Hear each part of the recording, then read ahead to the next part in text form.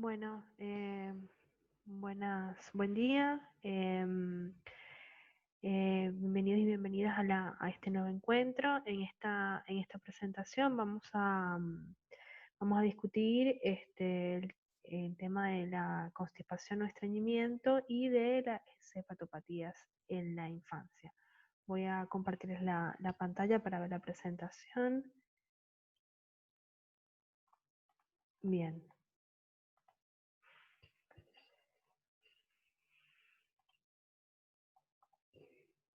bien, bueno. Voy a tratar de ser, digamos, de puntualizar los aspectos más importantes de ambos temas. Hay muchísima información. Les pido que lean la bibliografía que tienen, que corresponde para estos temas, y van a encontrar van a poder profundizar sobre algunas cuestiones. Sin embargo, voy a tratar de hacer énfasis en algunas cuestiones importantes que es necesario que se comprendan bien. Bien.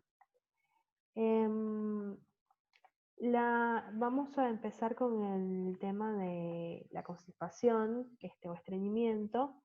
Em, la constipación, hay muchas definiciones sobre la constipación. Vamos a tomar la definición según los criterios del Roma 3, en la que se define la constipación como la disminución en la frecuencia de la emisión de heces, independientemente de su consistencia o volumen. Y esto es muy importante porque es posible que en algunos pacientes estas condiciones de constipación o de heces dolorosas o muy duras también pueden cursar con episodios de evacuaciones más líquidas o diarreicas. Entonces esto es muy importante eh, para esta definición. Em, la constipación, digamos, para hacer el diagnóstico de la constipación es un diagnóstico básicamente clínico, ¿no? Comentaba los criterios de Roma 3, ahora hay nuevos criterios y ya son bastante parecidos. En su bibliografía sigan el que tienen en su bibliografía, ese es el que sobre el cual vamos a evaluarlos. Les cuento las diferencias entre ambos, no son muchas. Em, para poder definir la constipación, en el caso de los niños mayores de 4 años, y este corte se hace básicamente porque más o menos a esa edad ya los niños y niñas ya pueden ir al baño solos y solas. Según estos criterios, en los nuevos criterios del Roma 4, dicen que para poder hacer el diagnóstico de constipación, tienen que se incluyen al menos dos de los siguientes criterios, y que estos criterios deben presentarse al menos una vez por semana durante un periodo mínimo de un mes previo al diagnóstico en un niño de al menos 4 años de edad, con criterios insuficientes para diagnóstico de síndrome de intestino irritable. Acá están las diferencias. En la clasificación anterior, el periodo era de 2 meses, y la idea digamos, acortar ese tiempo justamente poder hacer un diagnóstico mucho más oportuno, más rápido. Y después lo otro interesante es esta idea de que se debe descartar el síndrome de intestino irritable. Si bien en pediatría no hay un consenso muy claro acerca de esta entidad, acá se incluye. En el caso del síndrome de intestino irritable es algo que no sé si vamos a ver más adelante. eh, Puede cursar ese síndrome con periodos de constipación y de diarreas. Entonces, como que la idea de la constipación es que para poder hacer un diagnóstico de constipación, que es un síndrome funcional, no es orgánico, se tienen que descartar otras causas. En este caso, la de intestino irritable también. Bueno, entonces las diferencias en este caso es que la clasificación anterior era de 2 meses, previo al diagnóstico tienen que haber pasado mínimo 2 meses, en este caso se acorta a un mes, y se tiene que de alguna manera estar seguro de que no se trata de un síndrome de intestino irritable. Bueno, entonces tienen que estar al menos dos de los siguientes criterios: eh, que haya 2 o menos deposiciones a la semana, ¿no? O menos deposiciones a la semana es bastante poco. Al menos un episodio de incontinencia fecal por semana, que haya evidencia de posturas o actitudes retentivas para evitar la defecación dolorosa, heces de gran diámetro incluso a veces pueden ser palpadas en el recto o a nivel abdominal en el caso de que haya una impactación fecal, y las deposiciones excesivamente voluminosas. Son deposiciones que una forma de preguntar esto es, bueno, si las deposiciones obstruyen los inodoros, ese tipo de cosas, que en algunos casos eso es bastante evidente y a veces es el motivo de consulta de los padres o del grupo familiar. Bien, estos son los criterios en el caso de niños o niñas mayores de 4 años.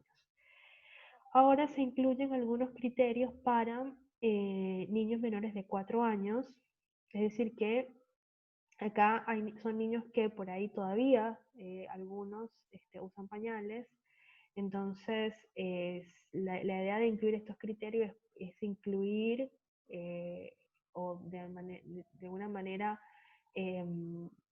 describir mejor esas situaciones en los chicos que usan pañales, que es mucho más difícil poder evidenciar algunos de los criterios. Entonces, en los niños menores de 4 años, para hacer el diagnóstico de constipación, se tienen que incluir al menos 2 de los siguientes criterios y deben presentarse al menos una vez por mes en ese paciente. 2 o menos deposiciones por semana, como el anterior, antecedente de retención excesiva de heces, antecedentes de evacuaciones dolorosas y duras, antecedentes de heces voluminosa y presencia de masa fecal en el recto. En el caso de los niños que, digamos, que usan pañal, esto evidentemente lo va a ver la persona que cambia los pañales, ¿no? Que son sus padres, básicamente. Y después incluye para aquellos niños que son menores de 4 años, pero que ya no usan el pañal o que están en ese proceso de ir al baño por sí solos. Entonces, pueden presentar un episodio de incontinencia fecal por semana, después de haber dejado el pañal, y antecedentes de heces voluminosas que obstruyen el inodoro. Esto que yo les decía antes que a veces es un indicador de, de constipación. Bien, estos son los criterios clínicos. Bueno, la constipación es un trastorno intestinal funcional, no tiene una causa orgánica, entonces el diagnóstico básicamente tiene que ver con esto, con la anamnesis y poder identificar algunos de estos criterios para poder hacer el diagnóstico. Bien. La fisiopatología, como les dije, como se trata de un trastorno funcional, intestinal, los mecanismos involucrados en la fisiopatología de la constipación tienen que ver con la motilidad colónica, el proceso del mecanismo de continencia y de defecación, ¿sí? Bueno, algunas generalidades sobre la motilidad colónica. El músculo liso es el tipo de músculo efector terminal. La musculatura colónica y el mecanismo de defecación para que ocurra participan una importante participación del sistema nervioso central por medio de las vías simpáticas y parasimpáticas, y la modulación de los plexos intrínsecos que se encuentran y que inervan la musculatura lisa colónica específicamente. También están involucrados algunos neurotransmisores como la acetilcolina y la noradrenalina. La musculatura colónica tiene en su recorrido tiene dos tipos de ondas de contracción de esta musculatura, las contracciones lentas y las contracciones de masa o en masa, ¿no? Es importante recordar que el colon tiene una triple función, ¿no? Por un lado, es esto lo que estamos discutiendo, que tiene más que ver más bien con la motilidad y la regulación del tránsito, pero también la reabsorción de agua y la flora bacteriana. Entonces, cualquier alteración en alguna de esas funciones va a repercutir en este proceso de defecación y por consiguiente puede ser, digamos, alguna causa de constipación. Bien, en esta figura vemos esquemáticamente cómo está inervada la musculatura del tubo digestivo. Vemos que está la luz o el lumen en el centro y tenemos un área submucosa, la mucosa, ¿no? Tenemos en esa área submucosa luego una capa muscular interna, un plexo mioentérico que es muy importante, y un plexo submucoso, ¿no? Que es el plexo de Meissner y de Auerbach, que es el plexo mioentérico, que ahora vamos a ver más adelante que esa inervación es muy importante para la producción y para el proceso de defecación.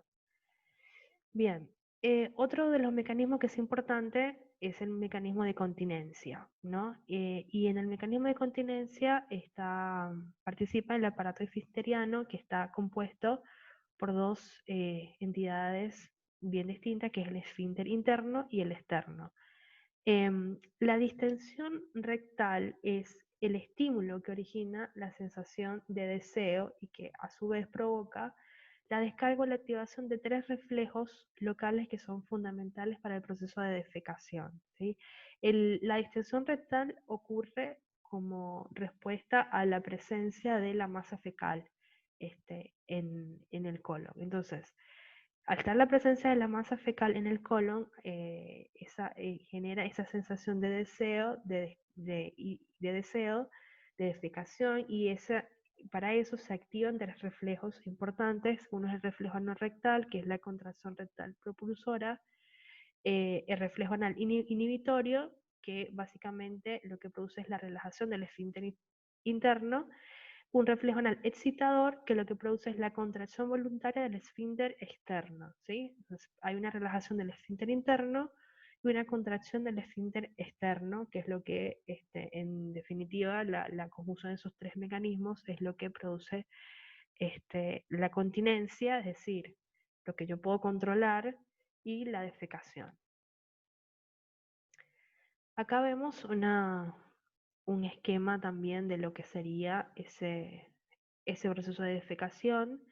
Está la masa, digo, fecal, que es lo que produce ese estímulo de deseo. Está la relajación del esfínter externo, acá afuera, y el reflejo anal inhibitorio, ¿sí? Que es la relajación relajación del esfínter anal, ¿sí? Para que se produzca la defecación.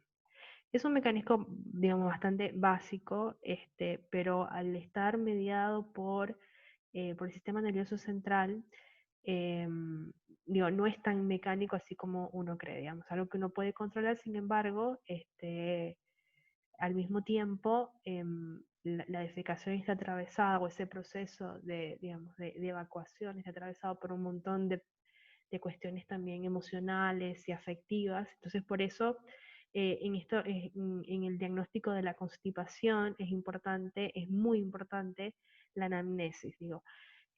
Preguntar, digo, más allá de los criterios de Roma, de saber cuántas evacuaciones, cuántas deposiciones, hay que preguntar también por cómo es los espacios destinados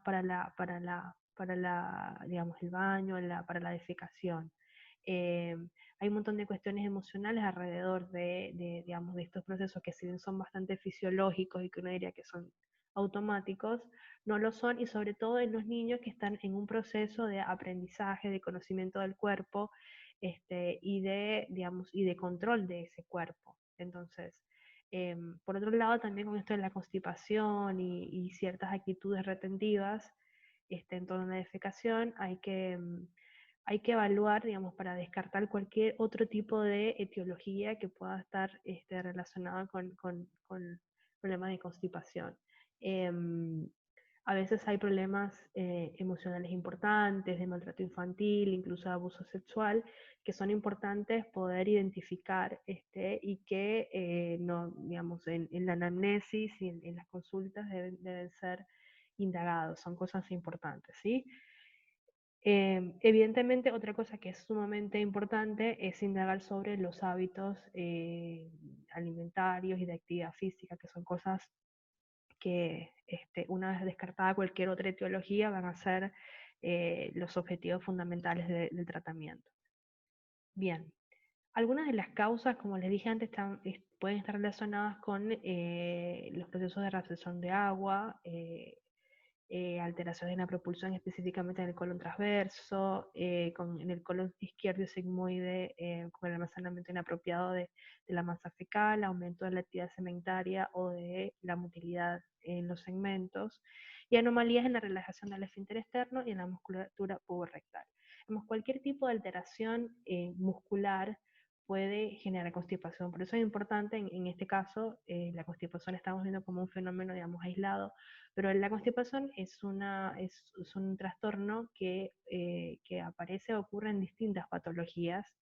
Este, por ejemplo, en algunas que vamos a ver, por ejemplo, en la parálisis cerebral infantil, que vamos a ver más adelante, esto es un problema importante, o en patologías que no tienen que ver en términos digamos, orgánicos con la constipación, pero que ameritan internaciones prolongadas, falta de actividad física, estos seguramente puede aparecer la constipación también.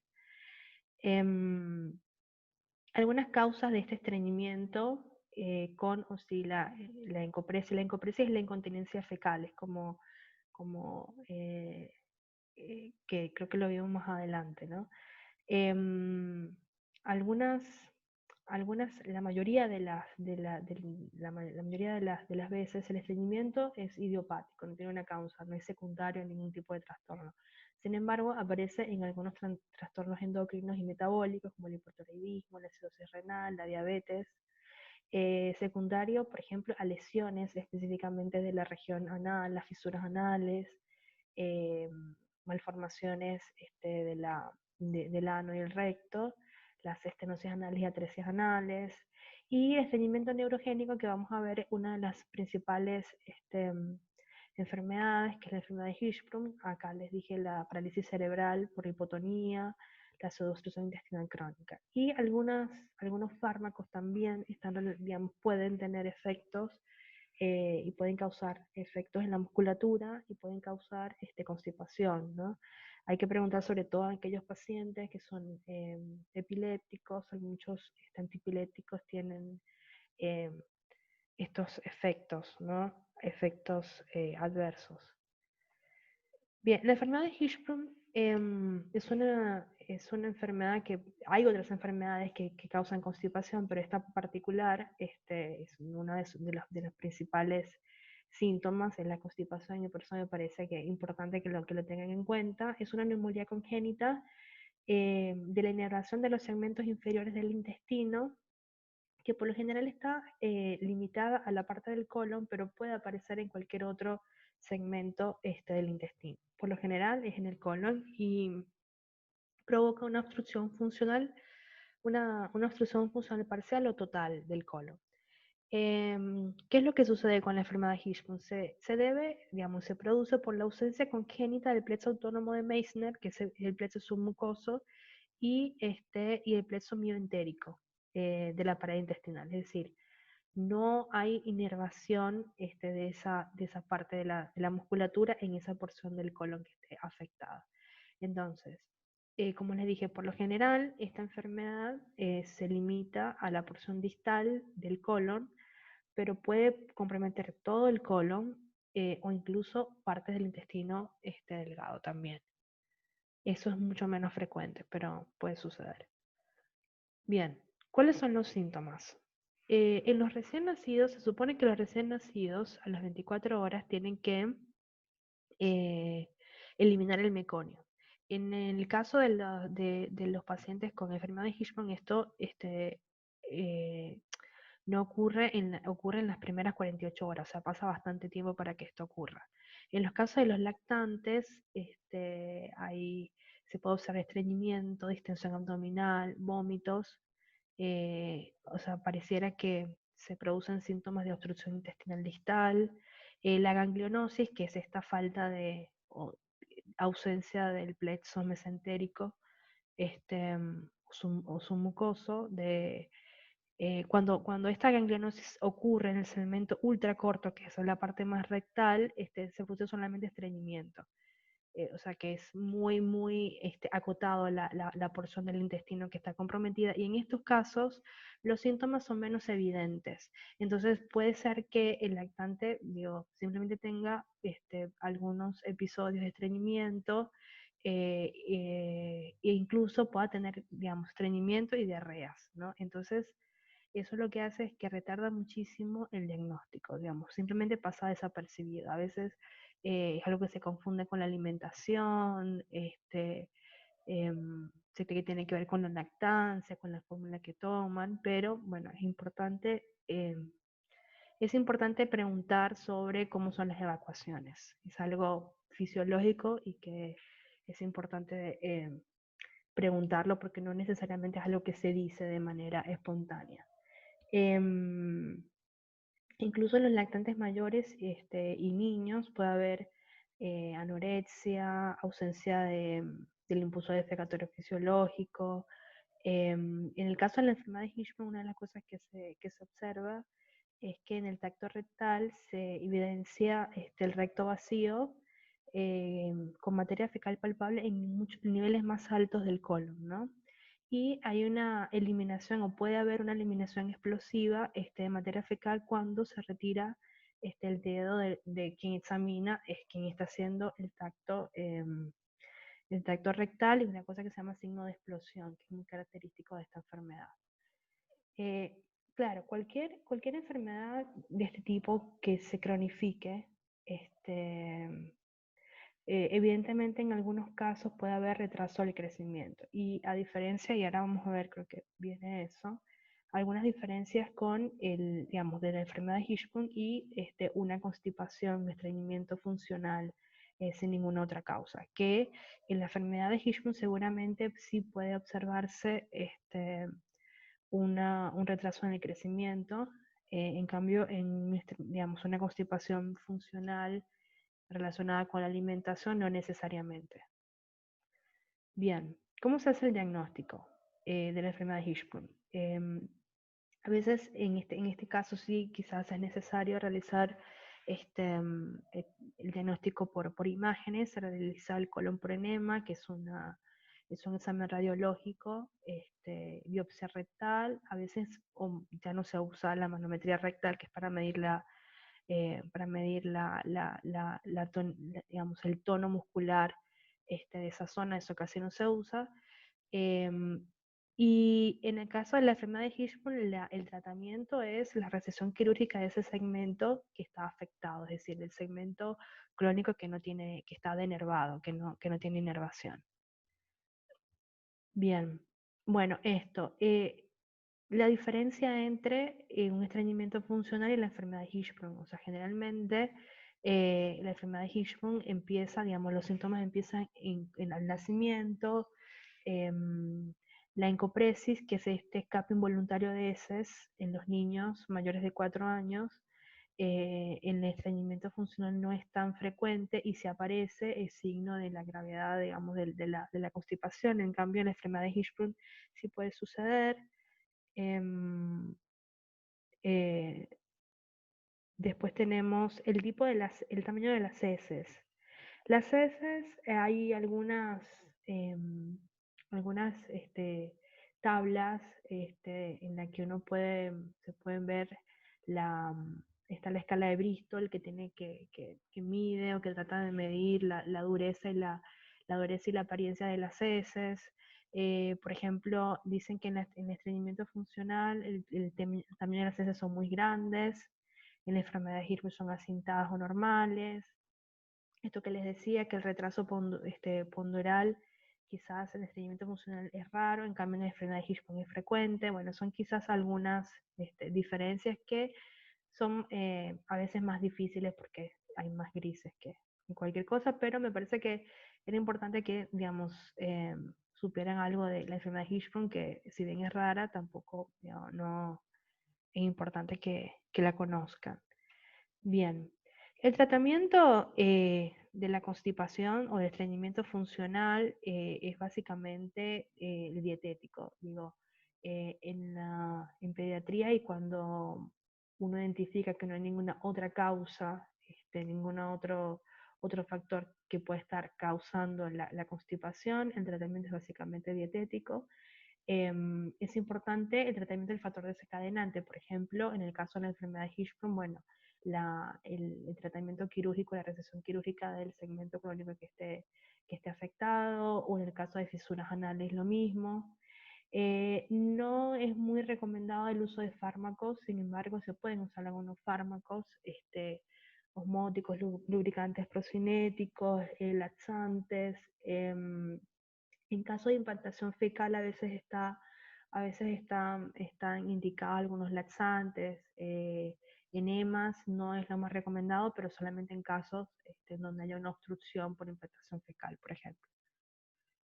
Bien, esto sobre la constipación. Digo, ahí es como para que conocieran un poco más los mecanismos fisiopatológicos que intervienen en la constipación, y la enfermedad de Hirschsprung, que es una enfermedad porque por sus características la constipación es el síntoma más importante.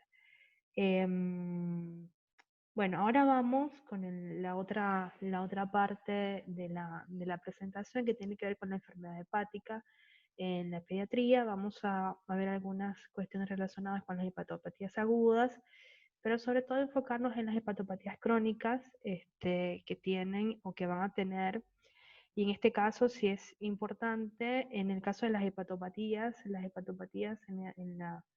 en adultos también tienen consecuencias muy importantes relacionadas con la nutrición. Entonces acá, a diferencia, creo yo, de las enfermedades que venimos viendo, sí es necesario mucha precisión en cuanto por ejemplo, al consumo de agua, de sodio, que quizás en las otras patologías que veníamos viendo hasta ahora no era tan importante. Digo que acá las restricciones y la precisión en los cálculos va a ser muchísimo más central, y ahí sí es algo que es más de la nutrición, pero que su papel y su rol como nutricionistas acá es fundamental en este tipo de patologías.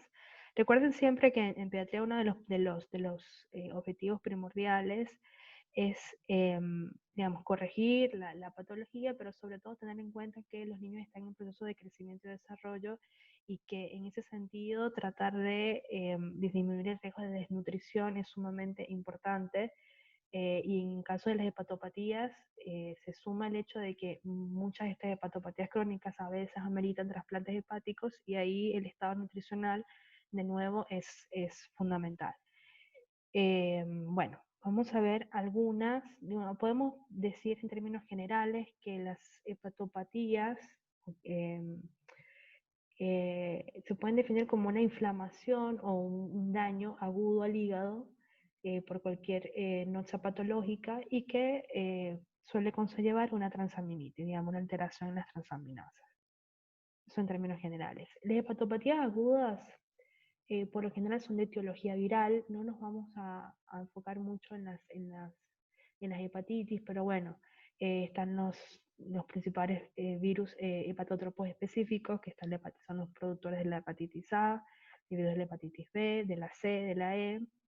Están los virus de afectación sistémica, como el virus de Epstein-Barr, el citomegalovirus, de rubiola, sarampión, varicela, herpes virus, ecovirus, etcétera, que todos estos pueden producir citotoxicidad hepática. Están los hepatótropos específicos y los de afectación sistémica, que también tienen afectación hepática. ¿Sí? Hay otras causas de hepatopatías agudas, y son las medicamentosas. Y acá quiero detenerme porque esto es muy importante. Siempre recalcar la importancia del uso responsable de los fármacos. El paracetamol, que es un fármaco, es un antipirético analgésico de uso masivo en la pediátrica y en la adulta, es uno de los principales causantes de hepatitis tóxicas medicamentosas, por ejemplo. Entonces, digo, los antibióticos también, los antituberculosos, algunos antifúngicos, antiepilépticos, los antineoplásicos, inmunosupresores, anfetaminas, digo, el ácido retinoico, que se usa mucho, digamos, sobre todo en la edad adolescente, puede ser que se use para tratamientos del acné. Digo, son fármacos que son hepatotóxicos.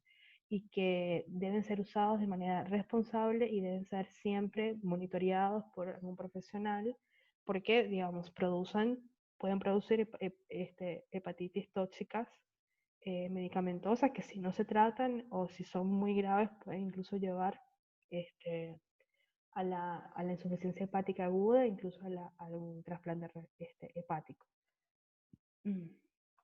Bien. Em, las hepatitis por virus específicos por lo general son asintomáticas o si son sintomáticas los síntomas son bastante leves. No necesariamente vamos a encontrar los signos patognomónicos de enfermedad hepática que son la colia, la coluria o la ictericia. Y generalmente lo que se encuentra son las transaminasas elevadas. No nos vamos a enfocar mucho en las hepatitis virales porque al ser agudas el tratamiento es mucho más rápido y bueno, me parece que en este sentido es importante enfocarnos en las crónicas, son algunas de las crónicas porque son muchas, en donde ahí eh, el tema de, digamos, de la protección del estado nutricional es sumamente importante. Em, Bien, generalmente en las hepatitis agudas ya el niño estuvo previamente sano. Sin embargo, es importante tener en cuenta que si bien las hepatitis o las hepatopatías agudas pueden ser leves y a veces asintomáticas, si no se tratan puede haber riesgo y complicaciones, ¿no? Una de las principales complicaciones son las encefalopatías hepáticas, que digamos, producen síntomas neurológicos, la hepatomegalia, coagulopatías, ¿no? Bien, el diagnóstico pueden ser, digamos, primero ver los antecedentes, hay algunas pruebas de función hepática que se pueden realizar, los marcadores de necrosis, los marcadores de colestasis, que es seguramente una situación que se va a encontrar, marcadores de capacidad de síntesis del hepatocito y alguna prueba encaminada al diagnóstico etiológico si estaríamos sospechando de alguna infección viral, ¿no? Ya sea por los virus hepatótropos o por los virus sistémicos que también tienen efecto hepático.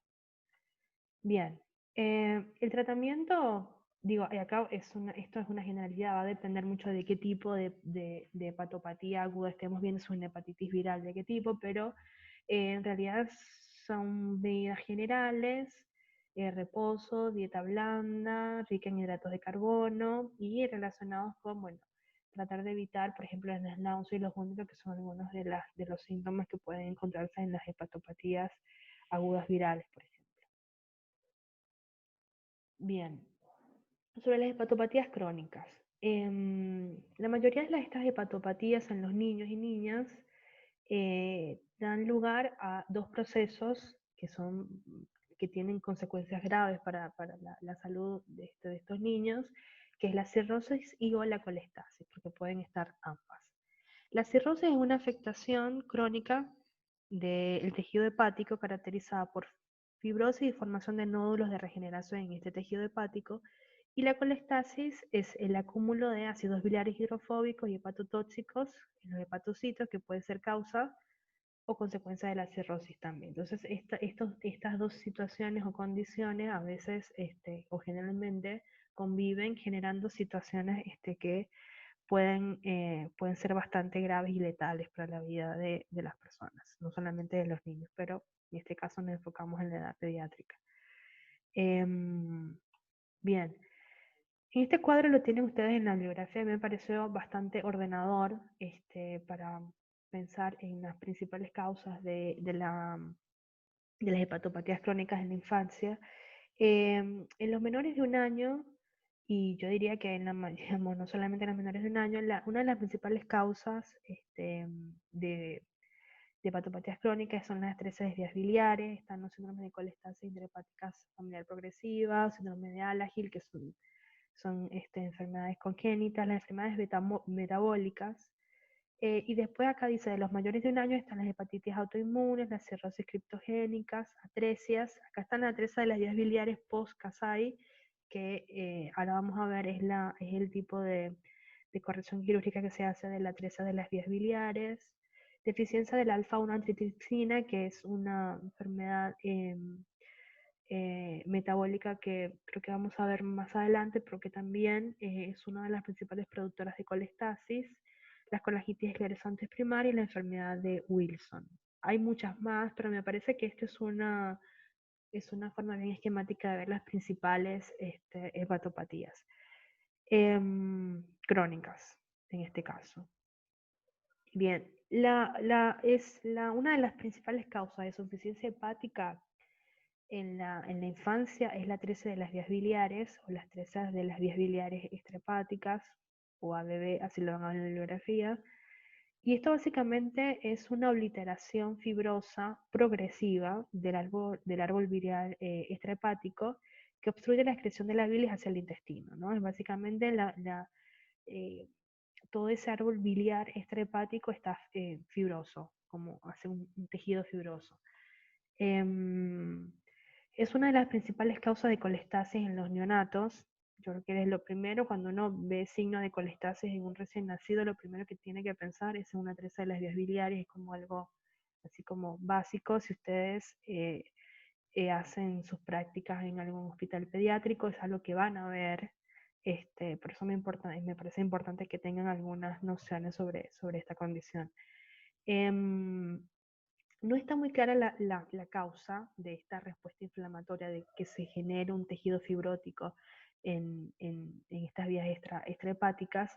Hay algunas teorías que relacionan la infección de algunos microorganismos, como por ejemplo el reovirus tipo 3 o el citomegalovirus, con esta generación de tejido fibroso, y algún componente genético.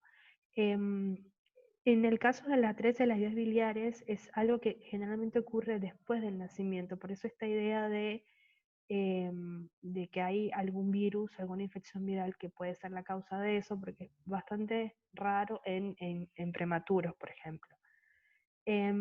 Existen no podría describir tres tipos de la atresia, de acuerdo a la porción en donde se encuentra, la atresia del colédoco, y el tipo 2, que es la atresia del conducto hepático común, y otro subtipo, la atresia del cístico y colédoco, y la tercera es la atresia del conducto hepático, y en adelante, o sea que sigue, o sea, el conducto hepático más la vía biliar intrahepática, o sea que sigue hacia la región, hacia la porción intrahepática. Ese tercer tipo de atresia es prácticamente, es muy difícil de corregir quirúrgicamente, eh, casi imposible, digamos, depende mucho de qué tipo de porción del árbol intrahepático esté afectado, pero bueno, es bastante difícil de corregir. Bueno, ¿qué es lo que presentan? ¿No? ¿Cómo sabemos que hay una atresia o sospechamos que hay una atresia de las vías biliares? En un recién nacido a término que nace sano y que más o menos entre la segunda y la sexta semana inicia con ictericia, hipocolia, y aquí sí vemos estos signos de colestasis claros, ¿no? Ictericia, hipocolia y coluria, hepatomegalia y esplenomegalia, uno tiene que sospechar en una atresia de las vías biliares, ¿no? Y entre los 2 o 3 meses, digamos, si esto no se diagnostica a tiempo, a los 2 o 3 meses de vida ya hay un deterioro importante del estado general, hay hipertensión portal, cirrosis, falla hepática, y nada, a veces puede ser letal si esto no se diagnostica y se corrige a tiempo. El diagnóstico, bueno, el diagnóstico es clínico, por la sospecha clínica, la bilirrubina total y directa va a estar aumentada, el hepatograma también va a estar alterado, las concentraciones es importante, en este caso es importante determinar las concentraciones séricas del alfa-1 antitripsina, porque la deficiencia del alfa-1 antitripsina es una de las causas frecuentes de colestasis. La prueba de cloruro en sudor, porque la fibrosis quística, que vamos a ver más adelante, también puede producir colestasis, una ecografía abdominal, gamografía hepatobiliar, la biopsia hepática y colegiografía intraoperatoria. Digo, son algunas de las pruebas diagnósticas que se deben realizar. El tratamiento y que el tratamiento es quirúrgico de la atresia de las vías biliares, digamos. No hay otra forma.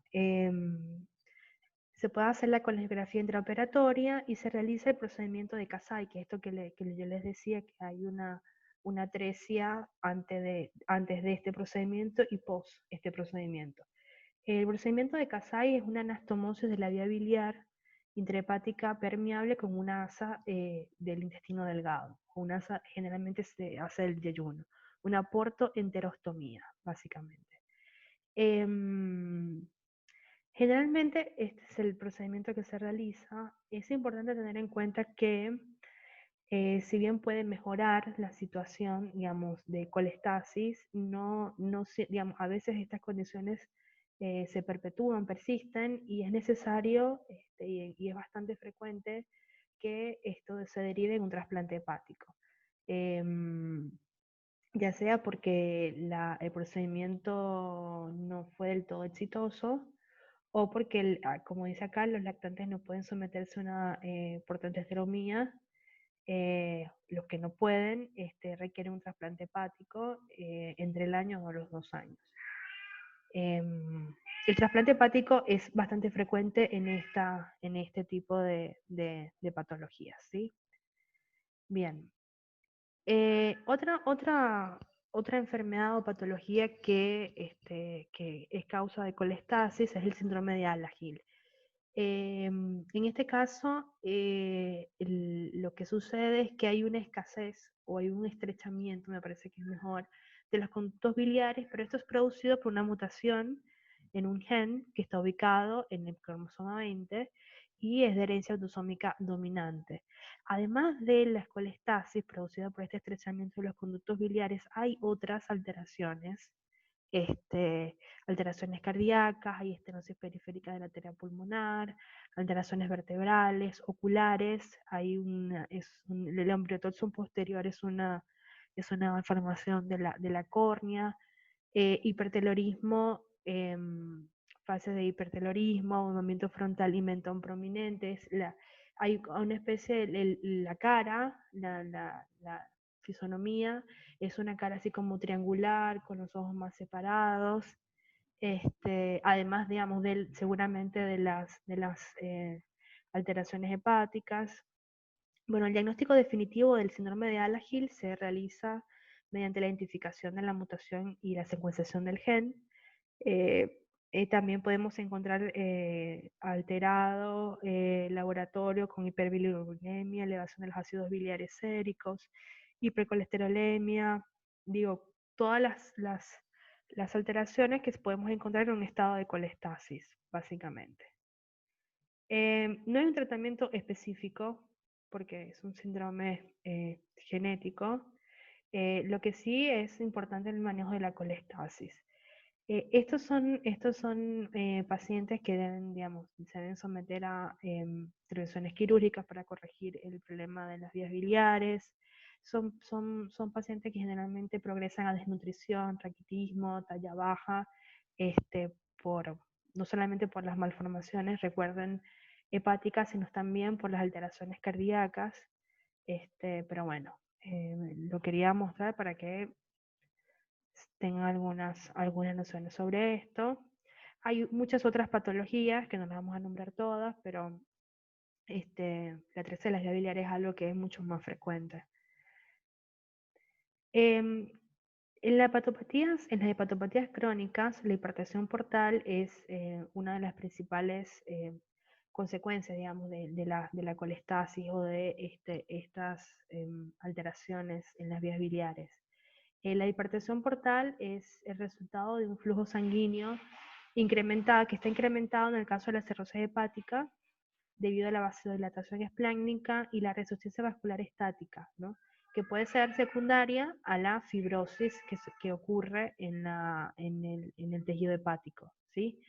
La hipertensión portal es la elevación de la presión portal por encima de los 10 milímetros de mercurio, y si esa hipertensión portal, digamos, continúa y no se trata, ocurre sangrado por, digamos, de las varices esofágicas, que también es algo que ocurre con la hipertensión portal, y que este sangrado generalmente ocurre cuando la presión portal está por encima de 12 milímetros de mercurio. Bien. Bueno, la citis es otra de las alteraciones o de las condiciones que ustedes van a, digamos, que se presentan en el curso de una hepatopatía crónica, no solamente de las hepatopatías, sino quizás de otras patologías. Es la acumulación de líquido extravascular, y lo que representa esta ruptura de la homeostasis del líquido intravascular, y que está determinada por la presión oncótica plasmática y la presión capilar hidrostática, ¿no? Esta vasación de líquidos al espacio extravascular. Los factores que contribuyen a la generación, a la formación de la citis, bueno, la hipertensión portal claramente, por la obstrucción del flujo linfático hepático y la retención de sodio.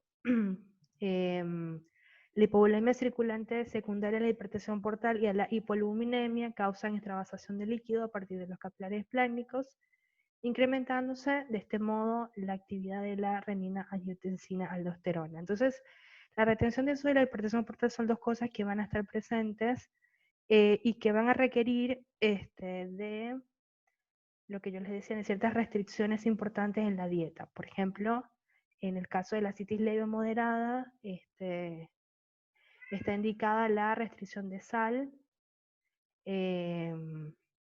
incluso puede estar indicado el tratamiento diurético, y en las citis severas, en las citis severas ya la alternativa es la paracentesis, es decir, la evacuación del líquido acítico. Y bueno, esto ya es algo que es un tratamiento más médico. La evacuación debe ser lenta durante 4 o 6 horas. Esto es variable, esto depende de cada paciente. Recuerden que en el caso de estas patologías, si bien estamos viendo cosas como muy generales, las decisiones incluso nutricionales van a tener que ver con lo que presente esa paciente. Hay casos en los donde la colestasis simplemente va a presentar ictericia, no necesariamente va a haber ascitis, en donde las restricciones de sodio no son las mismas. Entonces eso va a depender muchísimo de las condiciones y la situación de cada paciente y el tipo de patología. Los niños con ascitis refractaria, es decir, que no mejora, deben ser considerados para trasplante hepático. Antes del desarrollo de la disfunción renal, que es una complicación gravísima de las enfermedades hepáticas, que es el síndrome hepatorrenal. El síndrome hepatorrenal es una complicación, es una insuficiencia renal progresiva que acontece en pacientes que cursan con una enfermedad hepática grave. La insuficiencia renal es de carácter funcional y está causada por la vasoconstricción renal. Algunos de los síntomas que vamos a encontrar son oliguria, hipercaliemia, elevación de la urea, la creatinina, hiponatremia y excreción fraccional de sodio inferior a 10, o sea, hay retención de sodio. La aparición de hipertensión portal, de ascitis refractarias, de un síndrome hepatorenal, son todas indicaciones de trasplante hepático. Como les decía cuando empezamos la presentación, acá es muy importante, muchas de estas patologías a veces derivan en trasplantes, y ahí la situación nutricional del paciente es muy importante para decidir si puede ser trasplantado o no. Entonces ahí el rol del nutricionista es central, digamos, en esto de proteger al paciente de la desnutrición y de las consecuencias que tiene la desnutrición en el crecimiento y desarrollo de esos niños. Y en este caso es mucho más complejo el abordaje, porque como les dije antes, son situaciones en donde estos desbalances bioquímicos son mucho más sensibles. Bueno, espero que la presentación haya sido clara. Y bueno, cualquier duda, siempre estamos para responder cualquier duda. Bien.